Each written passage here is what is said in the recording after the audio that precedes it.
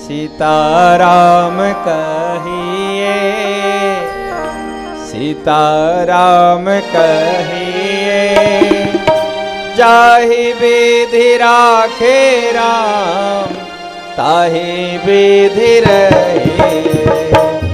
सीताराम सीताराम सीताराम कहिए, सीताराम कहिए, जाहि विधि राखे राम ताहि विधि रहे।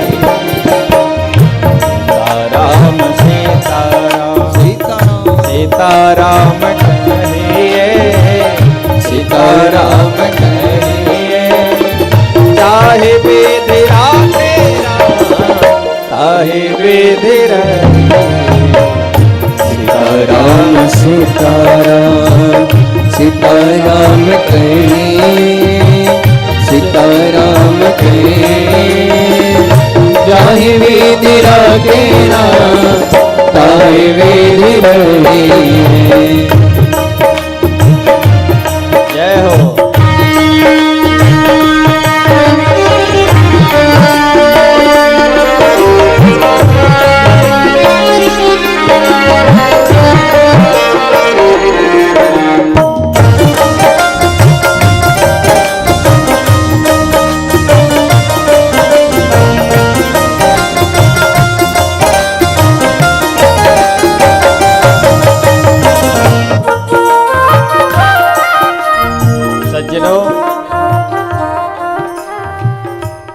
भागवत में एक कथा आती है भक्तनों की।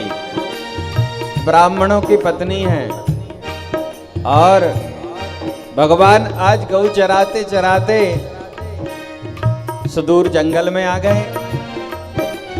ग्वाल बालों को भेजा, जाओ कुछ भोजन ले आओ, यहाँ कुछ ही ब्राह्मण यज्ञ कर रहे हैं। बालक लोग गए, ब्राह्मणों ने एक बार उनको भगा दिया। भोजन कौन मांग रहा है? स्वयं यज्ञ नारायण, और यहाँ आहुति उसी के नाम से डाल रहे हैं, लेकिन पहचान नहीं पाए। पुनः आए, भक्तिमती माताओं के पास पहुंचे। माताओं ने सुंदर भोजन तैयार किया और उस यज्ञ के भोक्ता को अपने हाथों से भोजन करा रही। हाँ, उन्होंने कभी भगवान से कुछ नहीं मांगा कि हमको ये चाहिए कि वो चाहिए कि महल चाहिए। घास फूस की झोपड़ियों में रह रही हैं और भगवान का भजन कर रही हैं। और क्या कहती हैं? सीताराम सीताराम सीताराम कहिए, सीताराम कहिए, जाहि विधि राखे राम ताहि विधि रहे। सीताराम सीताराम सीताराम कहिए, सीताराम कहिए, जाहि विधि राखे राम ताहि विधि रहे।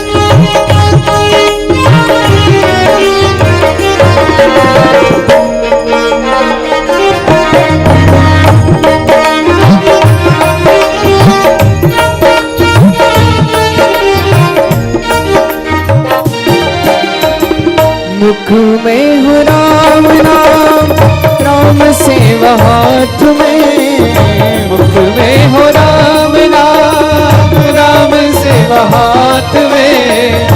मुख में हो राम नाम, राम सेवा हाथ में। तू अकेला नहीं करे राम तेरे साथ में।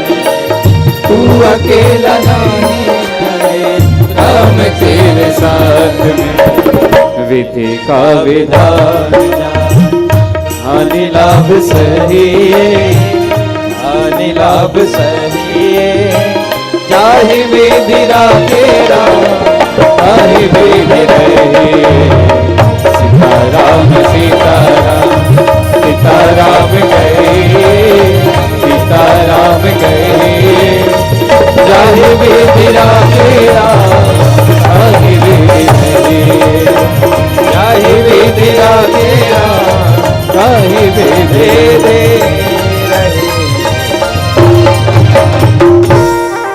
जैसे भगवान रखे वैसे रहो भैया और खूब भजन करो।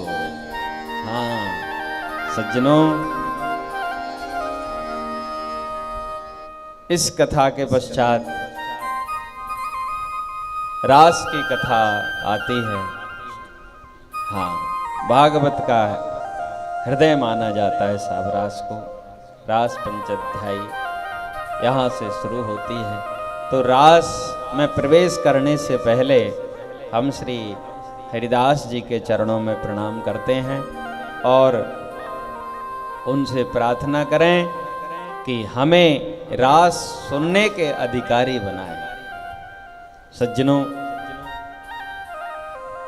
प्रथम सुमेर भागवत भक्त भागवत बानी, द्वितीय आराधे भक्ति व्यास नभ भांति बखानी, तृतीय कर गुरु समुझ दक्ष सर्वज्ञ रसीलो, चौथे होय विरक्त बन राज बसीलो, पांचवे भूले देह सुध तब छठे भावना रास की, सातवें पावे रीति रस श्री स्वामी हरिदास की। भैया रास में यदि हमें प्रवेश करना है तो हरिदास जी के चरणों में प्रणाम करते हैं और सर्वप्रथम हम यह जानेंगे कि गोपी जो रास में है ये कौन है। कहते सज्जनों, गोपी ही इंद्रियई कृष्ण रस पिबत इति गोपी। जो प्रत्येक इंद्रिय से कृष्ण रस का पान करे वह गोपी। कहते हैं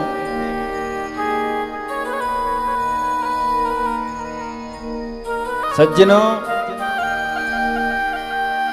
रास का मतलब क्या है? हाँ, समझना पड़ेगा। हाँ साहब, अयोध्या जी की कथा है, कुछ तो समझना पड़ेगा। रस और रास में फर्क होता है।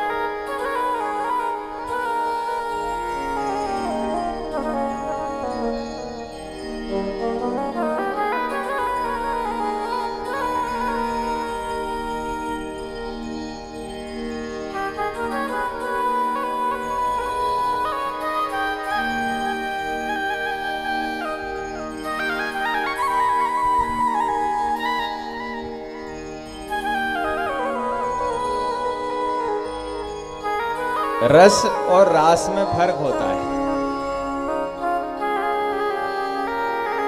देखो, एक समय की बात है, इसी उत्तर प्रदेश के एक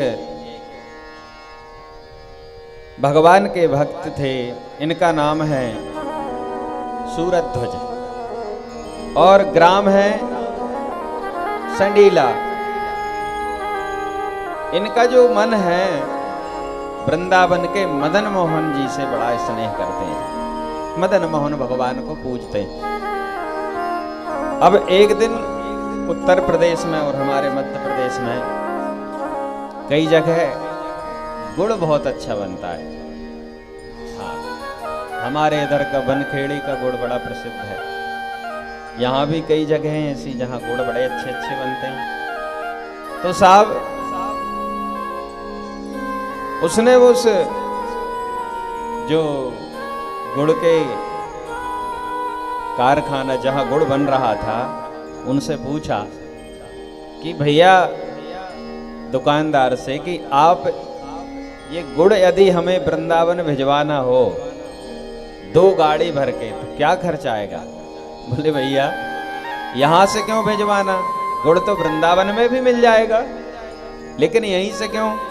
बोले नहीं नहीं, हमारे ठाकुर जी को हमारे घर से हम भिजवाना चाहते हैं, हम जहां रहते हैं। देखो दुकान से मिठाई लाकर चढ़ा देना भगवान को, भगवान स्वीकार तो करते हैं, बोलते हैं हाँ धर दो रख दो। और यदि किसी ने घर से बनाकर लाया हो, अपने हाथों से बनाई हो, और फिर ठाकुर जी कहते हैं, और वो भी बड़े शान से बोलता है मैंने अपने हाथ से बनाई साहब, तो भगवान कहते हैं हाँ ये बड़ी प्रिय है। तो सज्जनों उन्होंने कहा ठीक है भिजवा देंगे। 2 गाड़ी भर के गुड़ सज्जनों मदन मोहन लाल जी के लिए इन्होंने भिजवाया। बड़े प्रेमी थे भगवान के, बड़े स्नेही, खुद तो जा नहीं पाए, लेकिन वो जो गाड़ी थी वो गाड़ी रात्रि में 12 बजे के बाद पहुंची मंदिर। और वहां जो चौकीदार सेवक होगा उसने कहा भैया अभी तो सब सो गए, भगवान भी विश्राम में चले गए और महाराज जी भी सब चले गए। उन्होंने कहा ठीक है, लेकिन सज्जनों महंत जी जब गहरी नींद में थे तो भगवान उनकी नींद में स्वप्न में आए और भगवान रो रहे। महात्मा जी ने पूछा प्रभु क्या तकलीफ है? ब्रज में तो ऐसा ही है, साक्ष्य भाव, भगवान से बड़ा स्नेह करते, क्या हो गया, क्यों रो रहे हो, क्या तकलीफ हो गई? भगवान ने कहा भूख लगी है। रात के 12 बजे कौन सी भूख लगे आई, अभी तो भोग लगाया था ना। नहीं नहीं गुड़ खाना। बोले मेरा भक्त 2 गाड़ी भरकर गुड़ भेजा है, और बोले सुबह खा लेना, सुबह सबसे पहले मंगला आरती के पश्चात गुड़ का ही भोग लगाएंगे। नहीं नहीं बोले सुबह नहीं, अभी चाहिए। बोले नहीं सुबह मिलेगा, अभी नहीं आ रहे हम। तो और जोर जोर से रोने लगे। अच्छा कहा ठीक है प्रभु आप बिल्कुल चिंता मत करो, मैं अभी जाता हूँ। साहब गए, मंदिर का कपाट खोला गया, भगवान के पट खोले, गुड़ की भेलियां उतरवाई और महात्मा जी ने सुंदर गुड़ की खीर बनाई और भगवान को भोग में धरी। इसको कहते हैं रास। हाँ ये रस नहीं है। गोपियां जिनको हम याद करें, जब तक हम याद करते हैं जब तक वो रस होता है, और जब परमात्मा याद करने लगे तो समझ लेना कि रास हो गया। ये जो गोपिकाएं हैं ना, ये कोई साधारण नहीं है, ये दंडक बन के बड़े बड़े महात्माएं हैं। हाँ मुनि रूपा, श्रुति रूपा, साधन सिद्धि, स्वयं सिद्धि, दैत कन्या, मत्स्य कन्या, ये सब हैं जो भगवान से कई, ये जीव हैं कई कई हजारों साल से, जिन्होंने भगवान से मिलने के लिए अपनी लगन लगाई हुई है। कई जन्म इन्होंने ले लिए कि भगवान हमें मिल जाओ, हमें मिल जाओ, हमें एक बार तो दर्शन दो। सज्जनों ये जीव हैं, ये भक्त हैं भगवान के। और भगवान ने कह दिया था क्षीर हरण के समय कि सुनो शरद पूर्णिमा की रात्रि को हम आप सभी के साथ रास करेंगे। तो आज शरद पूर्णिमा की रात्रि है, जितनी भी गोपिकाएं हैं सब केवल और केवल एक ही इंतजार में हैं कि कब शाम हो गए और कब हम भगवान से मिलने के लिए जाएं। हाँ ये भाव है। जैसे कि अभी हमारे मन में आ गया ना कि कब 13 अक्टूबर आवे और कब वृंदावन जाए, कथा सुने, 7 दिन वहां आनंद मनाए, ऐसा मन में ललक। हमारे तो बड़ी जिज्ञासा हो रही साहब, इतने साल हो गए वो कन्हैया की कथा कहते कहते कहते कहते, उस गोवर्धन की लीला कहते, रास मंडल की लीला कहते कहते, जब उसकी धरती पे जाएंगे तो कितना आनंद आएगा। भैया आज भगवान ने रात्रि में अपनी मुरली का निनाद किया। जैसे ही भगवान ने अपनी बांसुरी बजाई, बंसी बजाई, वैसे ही हम और आपको लग रहा है कि वो बांसुरी बजा रहे हैं, लेकिन इन जो हजारों गोपिकाएं हैं उनको ऐसा लग रहा है जैसे हमें बुला रहे हैं, सबको जैसे मुझे ही बुला रहे हैं। अब जो जिस काम को कर रही थी उसको वहीं छोड़ दिया। कोई गाय धो रही है, कोई वस्त्र बदल रही है, कुछ पहने कुछ नहीं पहने, कोई श्रृंगार कर रही, कुछ किया है कुछ नहीं किया, कहां कौन सी वस्तु श्रृंगार में लगाना है वह भी भेद नहीं रहा इनके मन में, और सब की सब दौड़ पड़ी यमुना जी के किनारे। सज्जनों, हजारों गोपिकाएं जब एकत्रित हो गईं तो भगवान ने कहा,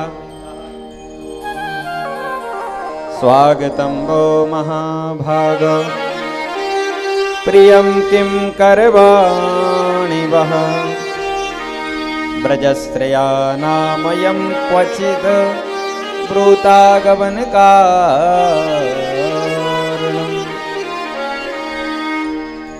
देखो, पहले भगवान ने निमंत्रण दे दिया, अब हमारे साथ यदि कोई ऐसा करे तो हमको कैसा लगेगा, जैसे भगवान ने किया है।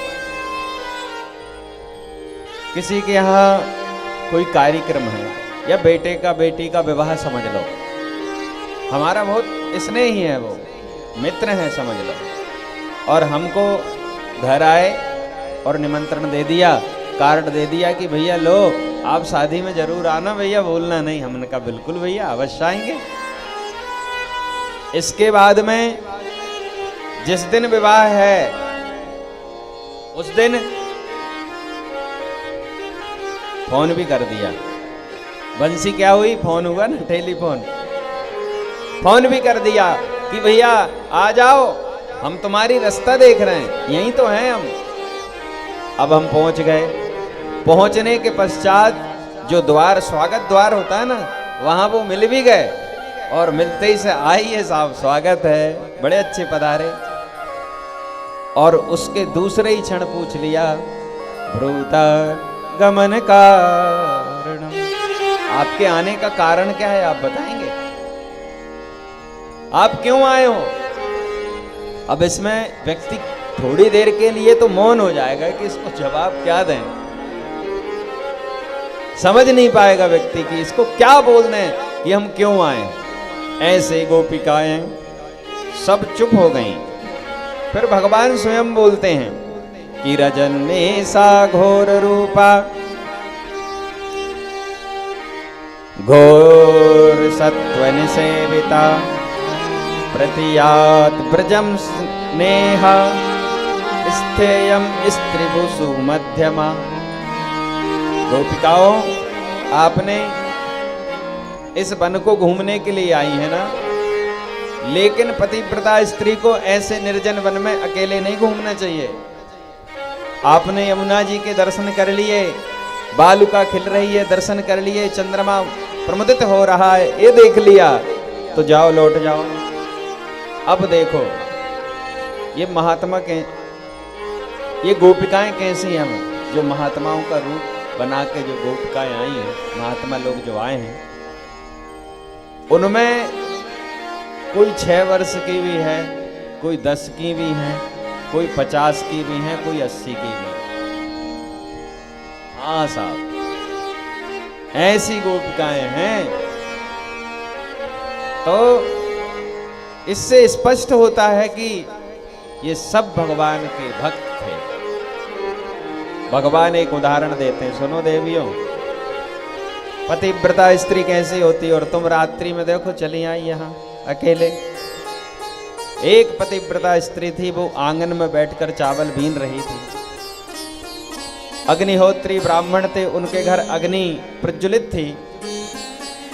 जंगल से उनके पति लकड़ी लेकर आते हैं और थक हार के जल पान करके वहीं बैठ जाते हैं। थोड़ी झपकी लगती है, सो पत्नी की गोद में उनका सर रहता है। वहीं पर उनका छोटा सा बालक खेल रहा है और अग्नि कुंड जल रहा है। वो सोच रही है कि ऐसा नहीं हो कि मेरा पुत्र वो अग्नि कुंड के पास चला जाए। पति को पंखा झाल रही, यदि बच्चे को उठाने जाती हूं तो पति की नींद टूट जाएगी, मेरा पातिव्रत धर्म नष्ट हो जाएगा, तो मैं करूं क्या। इतना सोच ही रही थी कि वो बालक उसमें गिर गया अग्नि कुंड में। उन्होंने अपने संपूर्ण पतिव्रत धर्म की तपस्या को उस अग्नि कुंड में लगा दी कि हे अग्नि देवता, यदि मैंने अपने जीवन में पतिव्रत धर्म अपनाया है तो मेरे बालक को ये अग्नि ना जला पाए। सज्जनों, जब आधे घंटे के बाद पति की नींद खुली, वह पतिव्रता स्त्री अग्नि कुंड के पास गई। देखा तो उस अग्नि में उनका बालक किलोल कर रहा है, खेल रहा है। अग्नि जला नहीं पाई। सुना देवियों, ऐसी होती हैं पतिव्रता स्त्री। हाँ, और तुम हो तो चली आई। सज्जनों, पतिव्रता स्त्रियों का बड़ा महात्मा है। एक और बड़ी अच्छी कथा याद आ रही है, सुनो। महाराज रघु जो थे ना, अयोध्या के राजा थे, राम जी से पहले की पीढ़ी में। रघु महाराज बहुत तपस्वी थे। एक समय की बात है कि रावण जो हैं वो अपने सिंहासन पर बैठकर ऐसे अपनी जंघा को ठोंक रहा था। बोले, हमसे बलशाली कोई नहीं, हमसे बड़ा पराक्रमी कोई नहीं है। देवता गण तक हमारे आंगन में डोलते रहते हैं, उनको भी हम बंदी बना के रखते हैं। और लेकिन उसी सभा में एक बुजुर्ग था, ध्यान से सुनना भैया, बड़ा अच्छा प्रसंग है। उसी सभा में एक बुजुर्ग व्यक्ति था, उसने हाथ जोड़कर, महाराज धृष्टता की क्षमा करना, मैं आपके सामने कुछ बोल रहा हूं। आप जो ऐसे कर रहे हैं ना, कभी महाराज रघु के सामने जाकर मत कर देना। हाँ, उनके सामने जाके कभी कर मत देना, नहीं तो संपूर्ण लंका नष्ट हो जाएगी। अच्छा, क्या रघु देवताओं से बड़े हो गए? इंद्र इत्यादि घबराते हैं हमसे महाराज। कहा, नहीं नहीं प्रभु, वो सब ठीक है, लेकिन रघु से दूर रहना। क्यों? हम तो अभी जाएंगे और उनको देख, महाराज सब कुछ नष्ट हो जाएगा। यदि उनकी परीक्षा लेनी चाहते हो तो उनके विद्यार्थी बनकर चले जाओ, पहले देख लो, यदि युद्ध और लड़ने के लायक वो होंगे तो युद्ध करना, वरना मत करना। रावण तो विद्वान था, समझदार था, इतना तो वो समझ गया कि विद्यार्थी बनकर जाते हैं। विद्यार्थी बनकर, उनके शिष्य बनकर गए रावण। रघु महाराज उस समय संध्या कर रहे थे। संध्या करते करते अगमड़सन जो मंत्र आता है वो बड़ा ही, कहते हैं उसमें बहुत शक्ति होती है। अगमर्शन कर रहे थे संध्या में, तभी उनके ध्यान में एक विचित्र घटना गूंजी कि एक जगह दक्षिण में कहीं किसी ब्राह्मण की गाय को कोई शेर झपट्टा मारने वाला है, शेर उसके शिकार पर बैठा है और ब्राह्मण ने देख लिया कि शेर कुछ ही समय में इस गाय को खा जाएगा, मार देगा। उसने प्रार्थना की भगवान से, हे प्रभु मेरी गाय को बचा लो, हे नाथ मेरी गाय को बचा लो। वो ध्यान आया रघु के ध्यान में, सो उन्होंने जो अगमर्षण का जो जल था वो सीधा फेंका उसकी ओर। जोर से आवाज आई जैसे कोई बम फूट गया हो। रावण कांप गया।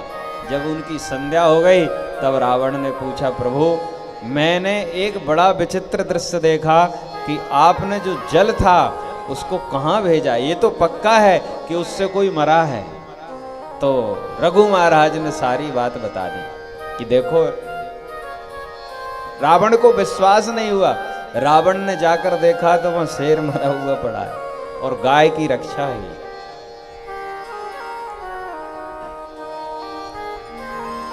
रावण ने पता किया कि इनकी शक्ति का क्या है ऐसा कारण, तो पता चला कि इनकी जो धर्म पत्नी है वो पतिव्रता है। कहा कि पहले उनके पतिव्रत धर्म को नष्ट करा जाए, इसके बाद ही इन पर विजय पाई जा सकती है। तो महाराज रघु एक बार इधर उधर कहीं गए तो रघु का रूप धारण करके रावण चला गया इनकी पत्नी के पास। और जैसे ही रावण जाकर कक्ष में बैठा तो वो समझ गई कि ये हमारे पति नहीं है और कहा कि सुनो, आप ऐसे बिना आज्ञा के कोई दूसरा व्यक्ति हमारे कक्ष में प्रवेश नहीं कर सकता, आप बाहर जाइए। बोले मैं आपका पति हूं, सैनिकों को बुलाया।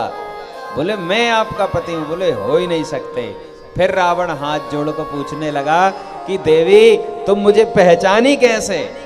बोले हमारे जो महाराज है ना, सर्वप्रथम जब वो आते हैं तो ये अवध की धरती का तिलक उनके माथे पर होता है।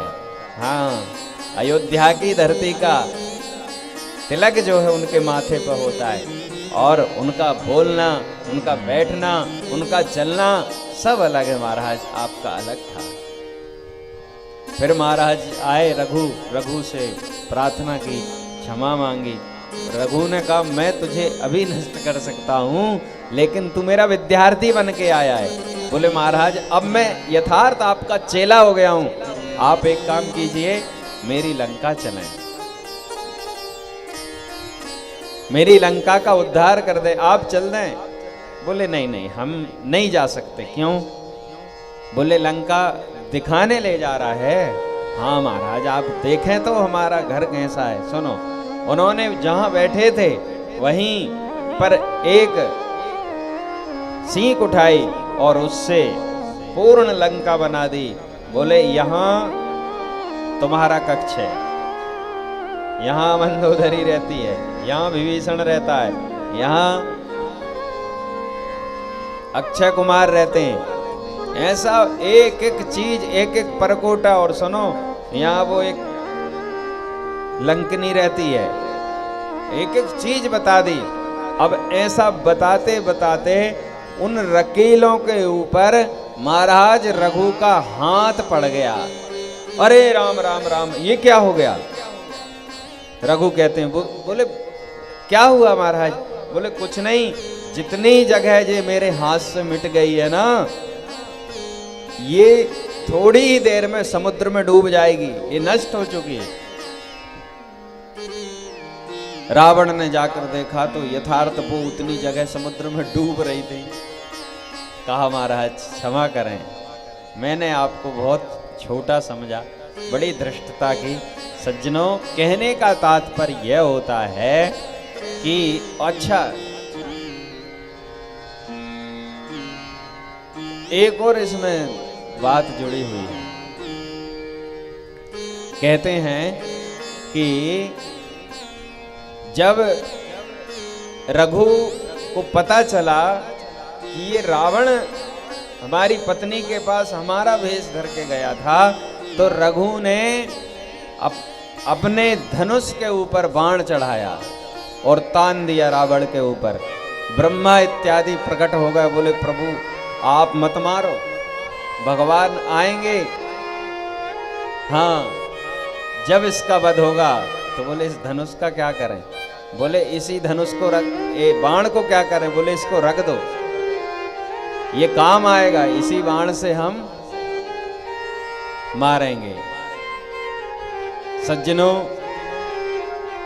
वो बाण ब्रह्मा जी ले गए।